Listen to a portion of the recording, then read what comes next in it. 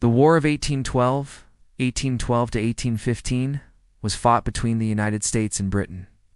So why did these two countries who had just fought a war against each other go to war? Well, there were multiple reasons. The U.S. was frustrated by British impressment of American sailors into the Royal Navy.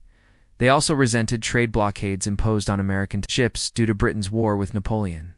And finally, they were angry that the British were supporting the Native American tribes, who were resisting American expansion into their territories. So the U.S. declared war in June 1812 with the goal of seizing Canada and asserting American sovereignty over the Northwest. But the early American campaigns to invade Canada failed. They lost at Detroit and Queenston Heights. So Britain, who was still preoccupied with Napoleon, didn't really have to do much fighting.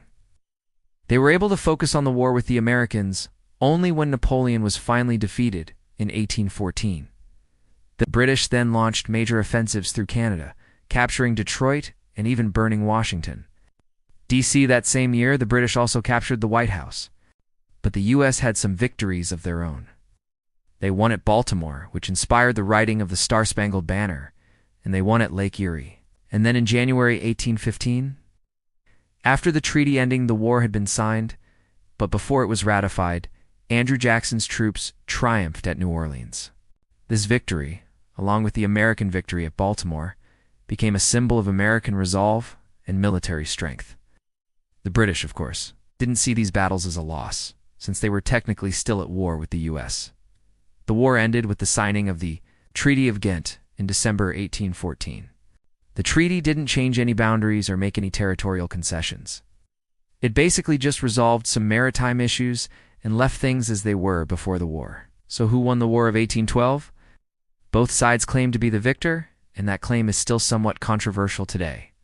The U.S. certainly had more to celebrate, like their new national anthem, while the British were still busy with other matters, but really the war was more of a stalemate. It's not often that you see two countries fighting over land where neither side ends up changing. Anyway, despite the lack of territorial change, the War of 1812 did have some significant consequences. It helped to forge a stronger sense of national identity within the U.S. It also diminished the power of Native Americans in the Northwest and marked the effective end of the Federalist Party, whose opposition to the war led to their political demise. If you like these facts, make sure to check out our other videos. Like, comment, and hit that subscribe button if you want to see more.